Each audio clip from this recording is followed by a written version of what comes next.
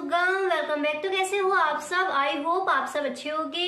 स्वागत है आप सभी का आपके अपने एसपी स्टडी यूट्यूब चैनल पे। तो गाइस आज हम आपके लिए लेकर आए हैं रस। ठीक है, तो देखिए श्रृंगार रस क्या है, हास्य रस क्या है, करुण रस किसे कहते हैं और रौद्र रस क्या है, वीर रस क्या है। तो सारे रस आपको इस वीडियो में हम बताने वाले हैं। तो गाइस वीडियो आपको अंत तक देखना है, वीडियो को आप बिल्कुल भी स्किप ना करें। ठीक है, इस तरह से आपको मैं हर परिभाषा को बताऊंगी कि अच्छे से आपको वीडियो में ही आपको सारे रस याद हो जाए, अलग से आपको याद करने ना पड़े। तो सबसे पहले मैंने यहाँ पर लिया है श्रृंगार रस, क्योंकि ये बोर्ड एग्जाम में आता है। ठीक है, कई बार ये पूछा गया, तो ये रस बहुत इंपॉर्टेंट है बोर्ड एग्जाम के लिए, तो इसको मैंने पहले रखा है। ठीक है, आपका कोई सा भी पेपर हो उसमें श्रृंगार रस रख ही दिया जाता है। ओके, तो यहाँ पर देखिए श्रृंगार रस की परिभाषा क्या हो जाएगी। तो श्रृंगार रस की परिभाषा आप इस तरह से दोगे कि नायक और नायिका के मन में संस्कार रूप में स्थित स्थायी भाव यानी प्रेम। स्थायी भाव कैसा होना चाहिए? प्रेम। जब रस की अवस्था को पहुंचकर आस्वादन के योग्य हो जाता है तो वह श्रृंगार रस कहलाता है।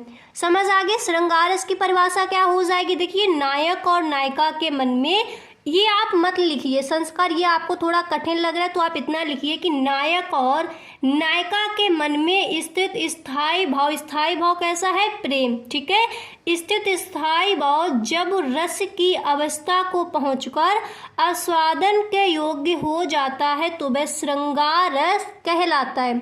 या फिर आप इसी परिभाषा को इस तरह से भी लिख सकते हो, थोड़ा और इजी कर दें कि नायक और नायिका के मन में इस स्थित स्थायी भाव प्रेम, रति और अथवा प्रेम आप यहाँ पर लिख सकते हो ब्रैकेट में। ठीक है, स्थायी भाव विभाव अनुभाव संचारी भाव के योग से जिस रस की प्राप्ति होती है वही हमारा श्रृंगार रस कहलाता है। इस तरह से भी आप लिख सकते हो। ठीक है, एंड इसका आएगा आपके लिए उदाहरण लिखने के लिए। तो उदाहरण मैंने ये वाला लिया है।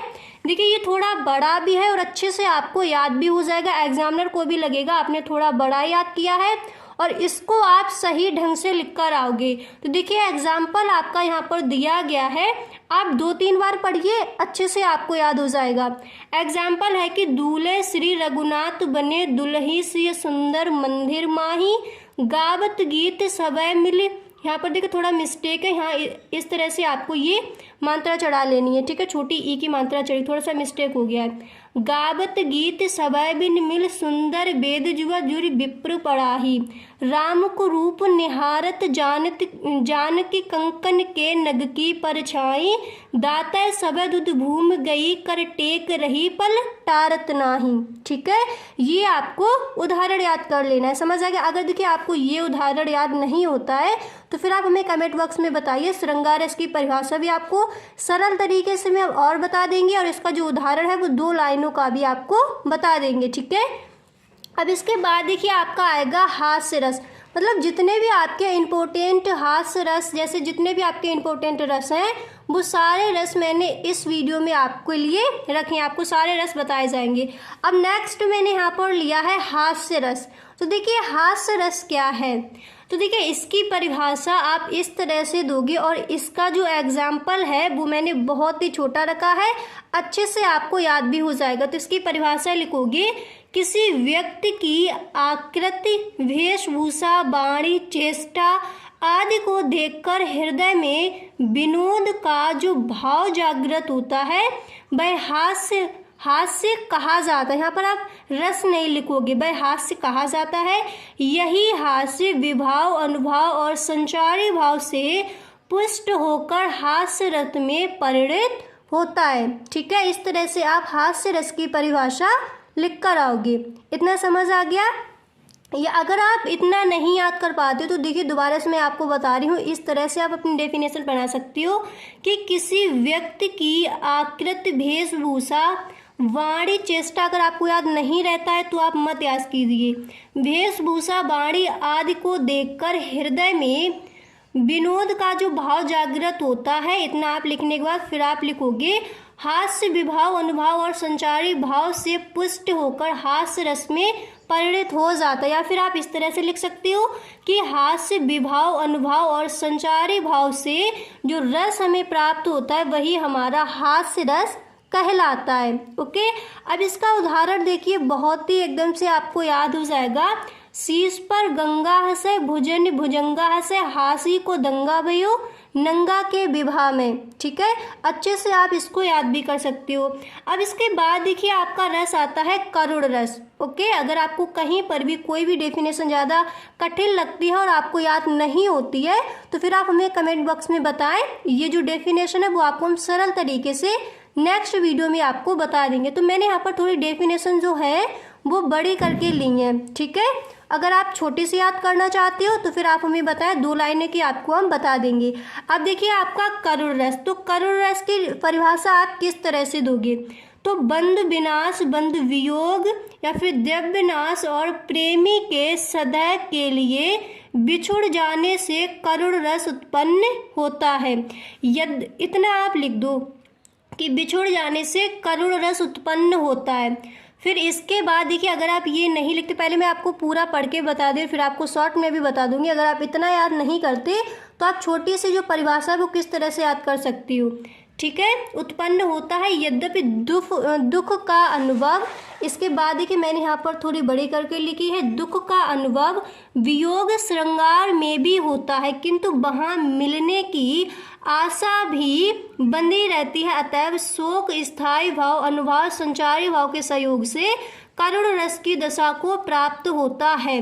अगर आप इस तरह से लिखना नहीं चाहते तो फिर आप इतना याद कर लीजिए, इस तरह से आप कर लीजिए कि प्रेमी के बिछुड़ जाने से। ये आप अगर आपको याद नहीं, कई बच्चे हैं मैं कमेंट करते मैम उसको याद नहीं होती, आप थोड़ी बड़ी करके डेफिनेशन बता रहे हो, तो फिर आप इतना कीजिए कि प्रेमी के सदैव के लिए बिछुड़ जाने से जो रस उत्पन्न होता है, इस तरह से आप लिखिए, जो रस उत्पन्न होता है। फिर इसके आगे आपको लिखना है अतएव शोक स्थायी भाव अनुभाव संचारी भाव के संयोग से करुण रस की दशा को प्राप्त होता है। समझ आ गया? दोबारा से हम आपको बता दे रहे हैं कि देखिए प्रेमी के बिछुड़ जाने से जो करुण रस उत्पन्न होता है।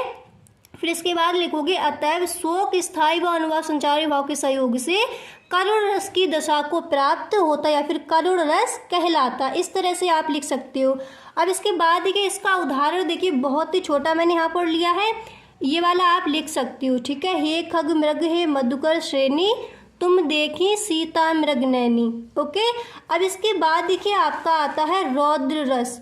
तो रौद्र रस और वीर रस, कई बच्चे कहते हैं इनमें कंफ्यूजन रहता है कि रौद्र रस क्या है और वीर रस क्या है। तो आप यहाँ पर अच्छे से समझिए।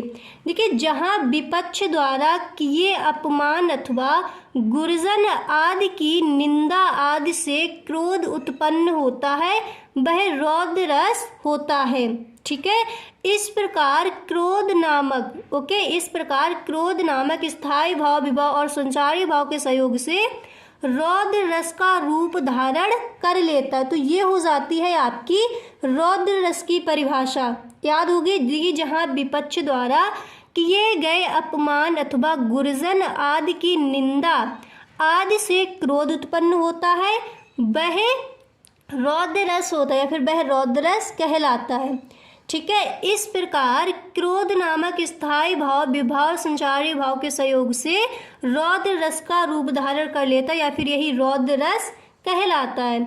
अब देखिए इसका एग्जाम्पल यहाँ पर मैंने लिया है, तो इसका एग्जाम्पल हो जाएगा उस काल मारे क्रोध के तन कांपने उनका लगा मानो हवा के जोर से सोता हुआ सागर जगा।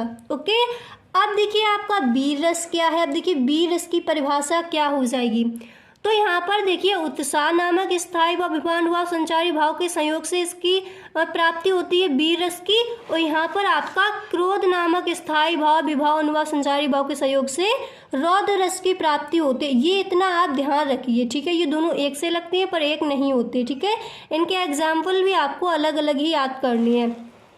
तो देखिए वीर रस की परिभाषा आप किस तरह से दोगे, यहाँ पर दोबारा से देख लीजिए। युद्ध अथवा किसी कठिन कार्य को करने के लिए हृदय में जो उत्साह जागृत होता है, ठीक है, इसको वीरस कहा जाएगा। और रौद्ररस कहाँ था, जहाँ विपक्ष द्वारा किए गए अपमान अथवा गुरुजन आदि की निंदा से जो क्रोध उत्पन्न होता है, उसमें जो आपका क्रोध नामक स्थायी व विभाव व संचारी भाव के संयोग से रौद्ररस की प्राप्ति होती थी। और इसमें दिया गया कि युद्ध अथवा किसी कठिन कार्य को करने के लिए हृदय में जो उत्साह जागृत होता है, उससे वीर रस की निष्पत्ति होती है। उत्साह नामक स्थायी भाव विभाव अनुभाव और संचारी भाव का संयोग इसके प्रमुख उपकरण हैं, ठीक है। अगर आप इस तरह से लिखते हो तो ज़्यादा अच्छा लगता है, अगर आप ऐसे नहीं लिख सकते तो फिर आप लिख सकते हो संचारी भाव का संयोग ही वीर रस कहलाता है।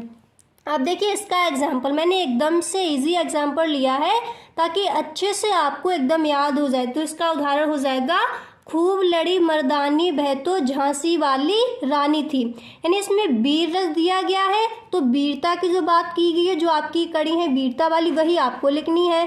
तो इसलिए मैंने यहाँ पर आपका ये एग्जाम्पल ले लिया, खूब लड़ी मर्दानी वह तो झांसी वाली रानी थी।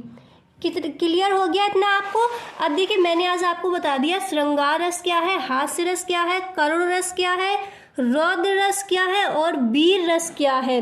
तो आई होप आपको वीडियो अच्छा लगा होगा। अगर आपको वीडियो अच्छा लगा है तो गाइस इस वीडियो को आप लाइक करें, दोस्तों में शेयर करें। अगर आपको वीडियो अच्छा नहीं लगा है तो फिर आप वीडियो को डिसलाइक करके भी जा सकती हो, ठीक है। तो गाइस देखिए आज मैंने आपको बताया 10। अब नेक्स्ट वीडियो आपका होगा, जितने भी आपके इम्पोर्टेंट अलंकार है वो सारे अलंकार आपको उस वीडियो में मिलने वाले हैं। Okay, thank you.